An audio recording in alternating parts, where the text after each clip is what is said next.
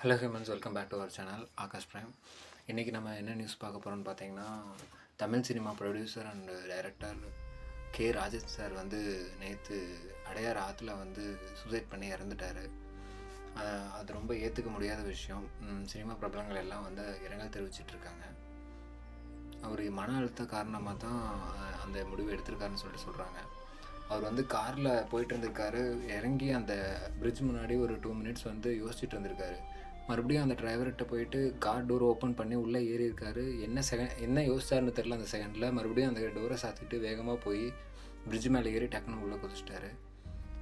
அவரோட மன அழுத்த காரணமாக தான் இந்த மாதிரி ஒரு முடிவு எடுத்திருக்காருன்னு சொல்கிறாங்க. அவங்க ஃபேமிலி பார்த்திங்கன்னா, அவருக்கு ஒரு பொண்ணு இருந்திருக்காங்க. அந்த பொண்ணோட கணவரும் 6 மாதத்துக்கு முன்னாடி வந்து சூசைட் பண்ணியிருக்கார்.